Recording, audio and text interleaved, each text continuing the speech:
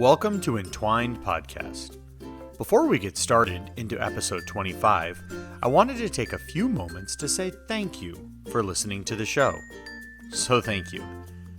Over the past few months, we have graciously welcomed a lot of new listeners, and as you willingly click the follow button, remember to drop us a message and say hello. We've noticed that we like people almost as much as we like food.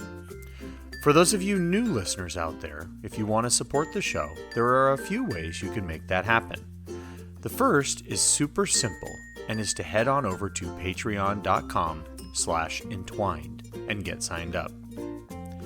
The second is just as easy. If you like the show, then follow us on social media and share new episodes with your friends. We are on Twitter, Facebook, Google+, YouTube, and Instagram. @Entwined Podcast. You can find us. Last but not least is to log on to iTunes and drop us a review. Remember, we're not begging for good reviews, just help us capture a few honest ones. Thank you to those of you who have written reviews, and to those of you who haven't, no worries, just jump online and make it happen. So yeah, that's about it. Thank you all so much, and stay twined.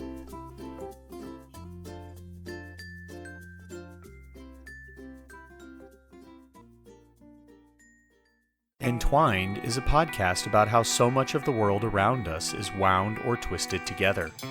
This podcast strives to lay bare unexposed or indiscernible connections using historical and anecdotal sources.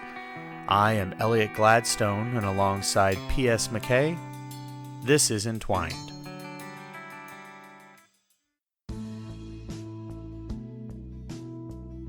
There's something about driving. There just is. Being behind the wheel makes me feel comfortable, at home, unrestrained. A vast majority of my time on the road requires self-control as a byproduct of being a parent or driving around in a company vehicle. Voices of reason playing on repeat somewhere just beneath my consciousness as I navigate each and every turn. The feel of the road, it's so exciting, and yet somehow I'll know I'll never experience the thrill of slingshotting across the finish line of a superspeedway. Sunday, February 26th.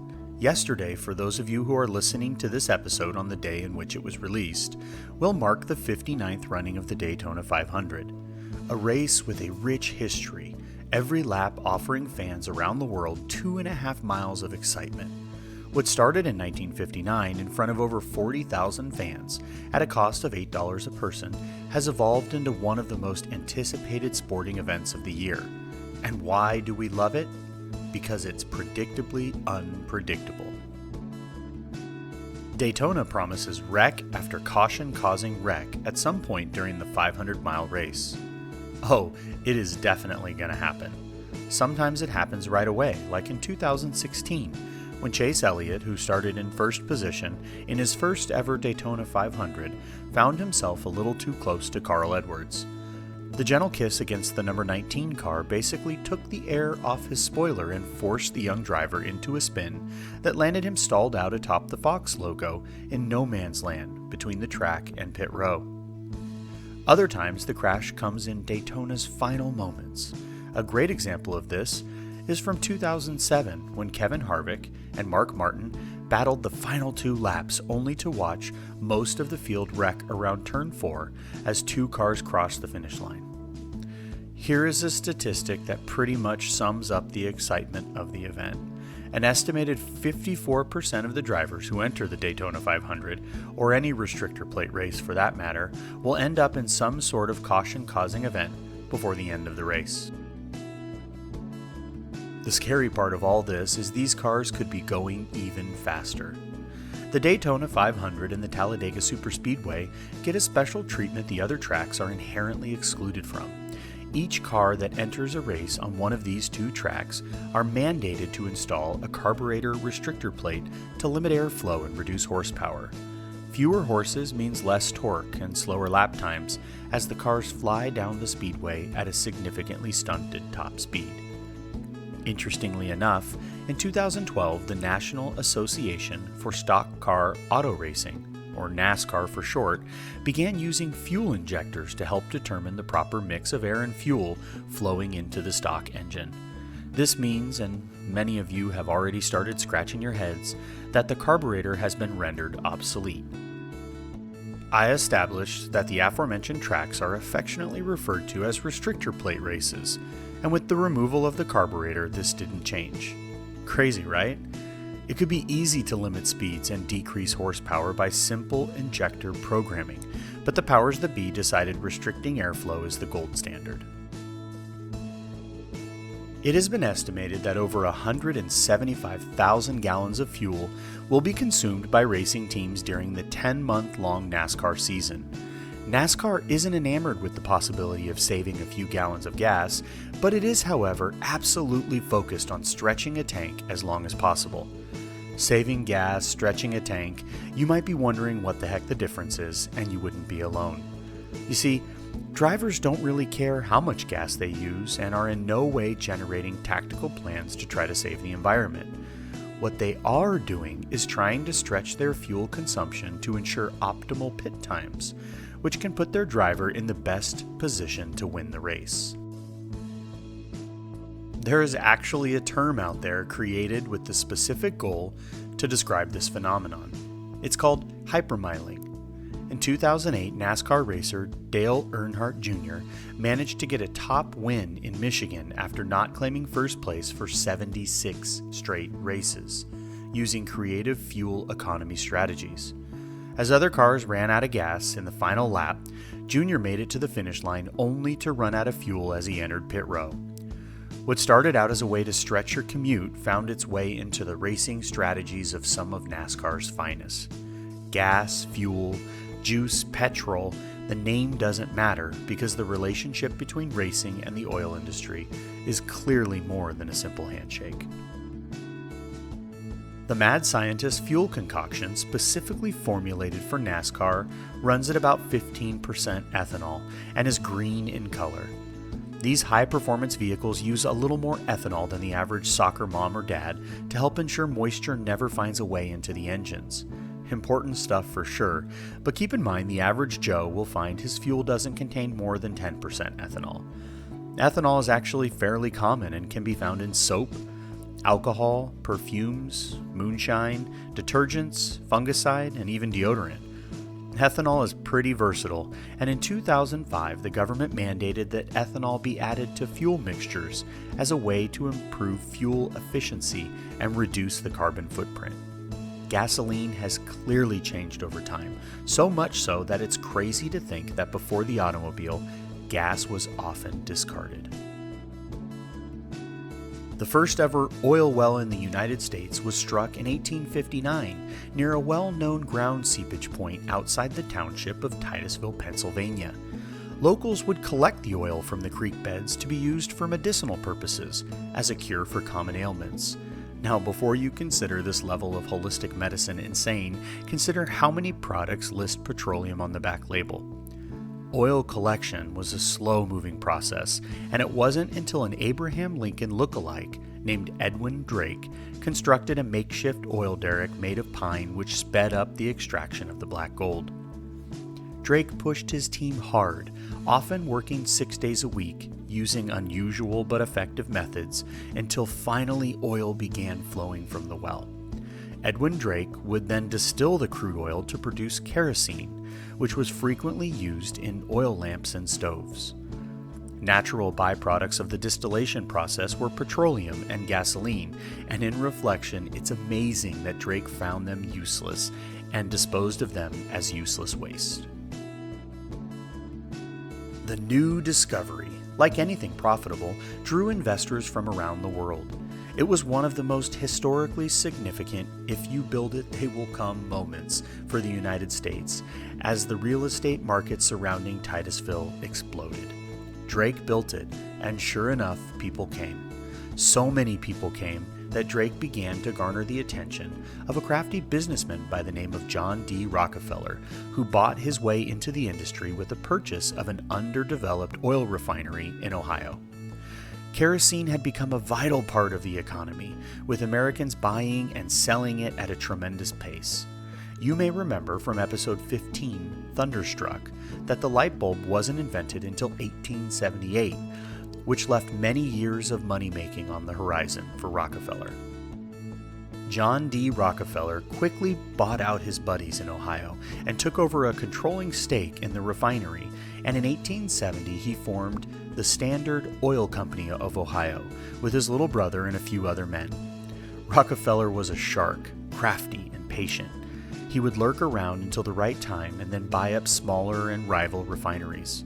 This process, this business strategy, mirrored a process taking place at the exact same time on the West Coast with respect to the Comstock lode and other gold mines in California. Rockefeller was aggressive, like many of his contemporaries, and his collection of refineries grew until he realized to ensure the future profitability of his company, he would need to combine all of his assets under the umbrella of a single unit. It was at this time Rockefeller formed the Standard Oil Trust, a collection of companies from different states, which controlled over 90% of the nation's ability to refine oil. Think about that for a moment. 90%. Now imagine playing the Parker Brothers game Monopoly and being the sole owner of 26 of the 29 properties. Hotels or not, if you were the Rockefeller of your family room, the idea of an extra long game of Monopoly would be impossible. The way I figure it, your opponent would get about 3 to 4 throws of the dice until they unceremoniously tapped out. Game over. Monopoly as a word transcends the game. I mean, the word came first, and for good reason. The Standard Oil Trust was unquestionably a monopoly, and a juggernaut not to be trifled with. Sitting solely in the driver's seat of the entire oil industry, the Standard Oil Trust found its most significant competition in the homes and backyard stills across America. As the automobile developed into the gasoline-powered beasts they are today, many Americans realized they could power their Henry Ford Model T with farm-made ethanol. So get this, if you wanted to drive across the country, all you had to do was jump in the car and stop at farms along the way, sharing good times, stories, and a little bit of moonshine. That's right, moonshine, homemade alcohol. Ethyl alcohol or ethanol was absolutely capable of powering that old Henry Ford Model T, and since it was made from corn and grain, it was something that most farms had on hand. There are a lot of theories about the steps Rockefeller took to ensure gasoline would win the day. Some say he funneled cash into the Women's Temperance Union to help jumpstart Prohibition. Still, there are others who see him in a more sinister light backlit by corruption and greed.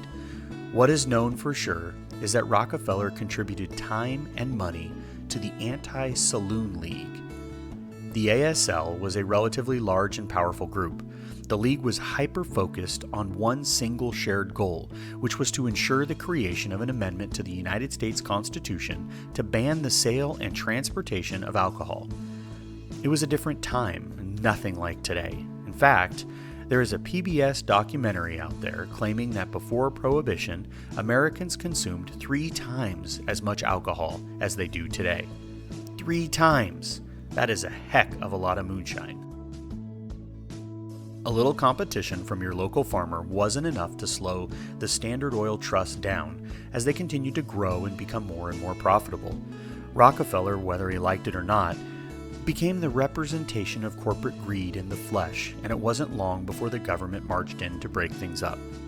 In 1890, Congress passed the Sherman Antitrust Act in an effort to curtail the concentration of power surrounding John Rockefeller, and over the next 20 years dissolved the trust. It didn't happen overnight, and there were other small steps in the process, but eventually Standard Oil was broken up into over 30 separate companies. The roadmap of these companies flows much like a genealogy chart you would find on Ancestry.com. No, seriously, I imagine it going something like this. Grandpa Clarence and Grandma Edna were married, and along came several children. Those children were married, and then more kids happened, and so on and so on and so on. All of a sudden, the chart is sprawling across pages and pages of dot matrix printer paper, and you wonder where the last 3 days went. Marriages, name changes, and even the stuff families never talk about. It's a safe bet to think of Standard Oil Trust in the same way. One crazy family story was the time when Standard Oil of Indiana absorbed Standard Oil of Kansas, as well as Standard Oil of Nebraska, giving birth to a new company, which would be named the Amoco Corporation. One of the hardest parts of the trust separation was that the 30-plus companies had to stand on their own and couldn't hide in the shadow of what Rockefeller created. Amoco was no different and needed to expand on what the industry already had to offer. In 1912, the very first Amoco filling station opened, and lab coats began working on a way to avoid fuel shortages brought on by the First World War. Amoco, as an independent company, actually was credited with inventing a process called thermal cracking. The Reader's Digest version of thermal cracking is basically that Amoco was able to get more gasoline out of a barrel of oil, extending their profits as cars continued to fill up at the pumps. The whole concept of the filling station wasn't a new idea in 1912, and it wasn't invented by Amoco either. The oldest station in the Standard Oil family tracks back to 1907, when it was the second filling station to be built in the United States. Filling stations, or gas stations as they're known today, haven't functionally changed much over the last 100 years, but they have changed. Initially, what was known as a self-measuring storage pump designed to dispense kerosene eventually evolved into large gas pumps heavily reliant on computers we use today. Amoco stations began to dot the landscape of the United States from southern Florida all the way to the West Coast. Amoco began to diversify their offerings, and in Florida, a store owned by Bill France Sr. expanded its offerings into vehicle servicing and repair. It was officially known as Amoco Gas and Oils, but the shop offered much more than just a normal fill-up. Bill France Sr. was qualified to repair body damage, but on his business card he was referred to as a carburetor specialist. He would walk the blocks around the filling station in the morning and help get his neighbors' and potential customers' vehicles crank-started. As a result of his efforts, he quickly developed a positive reputation in the area and found himself chatting up his customers and working on higher-end vehicles. Bill France's Amoco Gas and Oil's fueling station became a hangout for folks continually working on their motors, and France would slowly build relationships which would last his lifetime. Fueling stations have come a long way from the self-service pumps, and even further from what Bill France Sr. was doing after World War I. A lot has changed. Picture the first pump action of an old-time water well, with all the sweat and frustration, and compare it to the 20-plus car-covered electronically measured pumps of today. The need to stop and stretch, the need to find a place to use the bathroom, the need to have a built-in stopping point to grab some food or wash your vehicle is all part of the filling station evolution. Filling stations expanded their amenities to draw folks in, and the more, the better. Eventually, the filling station conceptually grew large enough to incorporate a car wash into the mix of offerings. Stop and pump, stop and fill, stop and drive through the auto wash are all aspects of the filling station story. It is a story which is well chronicled over time, permanently captured in pop culture references, movies, television, and music. I'm not sure what it is exactly, but musicians seem to find their muse deep inside the soap-filled bowels of the modern car wash. I can't walk through them all, but trust me, it's more than a few. You might even have a few of those little gems popping into your head as you listen to me talk. One of those songs, and probably not the one you're thinking of right now, is a song by Jim Croce called Working in the Car Wash Blues. Jim will forever be remembered as the man who sang Time in a Bottle and Big Bad Leroy Brown, but in this case he dives into the social complications of working at the car wash. The song was popular despite having a funky edge and being heavily soaked in sarcasm. Essentially, it was a song about a guy who thought he should be out there leading the way, but instead he was stuck working at that darn car wash. Croce, like a lot of singers, found some comfort and success in writing about the things he knew best. A lot of what he wrote came from his time in the military, from being a middle school teacher, from working on construction crews, and even driving truck. The third studio album release contained many of his more popular songs, including the 9th track on the album, a song called Rapid Roy. Rapid Roy is an upbeat song about Roy Hall, a popular figure from the 1930s. Roy Hall was the kind of guy who would walk down the street with a cigarette pack rolled up in his sleeve, a handsome man who dropped out of school at the age of 10 to help his uncle run numbers in Atlanta. The term running numbers doesn't really have much to do with the story, but as a child of the 80s, I'm fascinated with what this actually means. So, the numbers game was basically the lottery as we know it today, only it wasn't run by the government. It was run by the mob, or more appropriately, organized crime. Every day, people could play the game by picking a 3-digit number and placing a bet. Kids like Roy Hall would run from bar to bar or from shop to shop and collect the customers' picks. Hall ran numbers, but more importantly, he lived his life with reckless abandon. After becoming a teenager, he, in his rambunctious ways, found himself smack dab in the middle of a moonshine operation. Prohibition, as outlined in the constitutional amendment, spanned just over a decade from 1919 until 1933, and being involved in the production, sale, or transportation of alcohol, or moonshine for that matter, was against the law. Before Prohibition, folks turned to making alcohol from their crops because it was easier to transport and sell a few barrels of whiskey than it was its grain equivalent. This was especially common among Appalachian farmers and families, and it wasn't until after Prohibition that they needed to create alternative plans to sell their shine. No longer able to barter and trade in public, Appalachian distillers needed to move their clandestine operations out into the woods, and often under the cover of darkness. Rumor has it that it was working at night under the light of the moon is where the term moonshine gets its name. Now, not everyone called it shine or moonshine. In fact, there are several other names out there which get a decent amount of recognition. Here are a few of my favorites: Firewater, Hooch, Bathtub Gin, White Lightning, and Mountain Dew. What? That's right, Mountain Dew. And believe it or not, the term was originally slang for mountain brewed moonshine. Even if you were clueless to its origins, Mountain Dew, the carbonated beverage, already instilled a little more of an edge to the customer when purchased. I mean, if you pop open a Dew, it means something different than if you're drinking a Tab or a Crystal Pepsi. To add to the legend, the original bottles of Mountain Dew had names and weird phrases to make it seem like each bottle was a batch cooked up in the backwoods, increasing its authenticity. And here's the best part.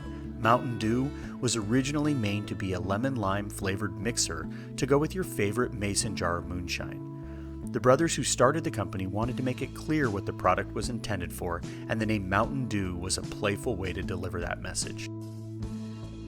Alright, so during Prohibition, you could pick up a Mountain Dew mixer at the local drugstore, but getting your hands on some hooch would be a little more complicated. Someone needed to connect the buyers and the sellers, and that is where good old Rapid Roy came in. Roy Hall would get his start running moonshine, although a more appropriate term would be smuggling, as often his route would take him across state lines. Even after Prohibition was repealed, the practice of making moonshine and selling it would still land you in jail. Anyone who has watched The Dukes of Hazzard knows that when you're running moonshine, you need a fast and reliable car, and this was absolutely the case in the 30s, as men like Roy Hall modified cars to be able to outrun the standard and boring police car. It wasn't all fun and games because the guys running moonshine didn't want to get into high-speed chases through the Appalachian Mountains. A lot of guys like Roy Hall found themselves behind the wheels of high-performance automobiles, driving at high speeds through the back roads attempting to shake the law. They drove fast, real fast, because they knew the guy following them was ultimately trying to arrest them. This led to storytelling and probably a little bit of bragging, but eventually these bootleggers ended up racing each other in dirt fields to prove who had the fastest car, or who was the best driver. It got to be so frequent and well known that people started to show up to watch these moonshiners race. Watching the moonshiners race grew in popularity, and by the late 40s, attending the races had become a weekend staple. Families would get up, head to church on Sunday, and then off to watch the guys flying around the dirt tracks in a nearby field. Moonshiners like Roy Hall started to become household names, and before too long, people showed up specifically to watch them race. Smart guys and promoter types took notice of this and planned an official race on Memorial Day of 1945 at Lakewood Speedway in Atlanta, and a lot of the bootlegger drivers were invited. Most of the drivers invited to the event had liquor-related violations, and Roy Hall himself was actually in attendance out on bond for an arrest just 6 months before. The fact that most of the drivers had arrest records was unable to breeze past the people of Atlanta. Many held protests and made it uncomfortable for the local promoter, and there was a significant behind-the-scenes pressure to ban the hoodlums. The strategy backfired. All of the politicking and complaining just created more buzz around the event. The way to measure buzz is complicated, a proprietary formula for sure. But in this race, the buzz levels were so clear because this track was capable of holding 5,000 ticketed patrons and actually ended up being closer to 30,000 screaming fans. The police were waiting for the drivers to show up, and the mayor demanded the hoodlums be removed, and only those drivers with clean records should be allowed to race. The mayor and the promoters battled back and forth for hours until the crowd grew to an uncontrollable monster, demanding the mayor to let them race. Think about this scene just for a moment. 30,000 fans packed into an area that was built to just hold a fraction of those in attendance. Fans were screaming, hollering, and probably putting back a little bit of moonshine as the start was further and further delayed. They began yelling, "We want Hall! We want Hall! We want Hall!" Eventually, the officials gave in to the angry mob and allowed the men to race regardless of their record. The crowd got what it wanted, and after the final lap, it was the hoodlum and bootlegger Roy Hall who took the checkered flag. The second place finisher? That would be the Florida Amoco station owner, Big Bill France Sr. After the race, an official ban went into place at Lakewood, and some of the best drivers in the country were unable to enter any of the races on that track. Bill France Sr. was there as a driver to see what happened and knew there was a better way to organize a race. Those banned racers, some of the best around, were not willing to immediately come back to the tracks after what happened in Atlanta. France had been promoting in Florida, and since he already knew all of these drivers, they trusted him. Some of them had been into his Amoco station where he had worked on their cars and modified their engines. So Big Bill decided to start promoting in other areas, and it was his relationship with these drivers that made it all work. A few years later, in 1947, Bill gathered a group of promoters, racers, officials, and moonshiners together in the Streamline Motel in Daytona Beach, Florida, to discuss the future of racing. The meeting, unassuming yet significant, from the top floor of a modest motel, would give life to what would officially be known as NASCAR, and Bill France Sr. would forever be remembered as a pioneer and racing legend.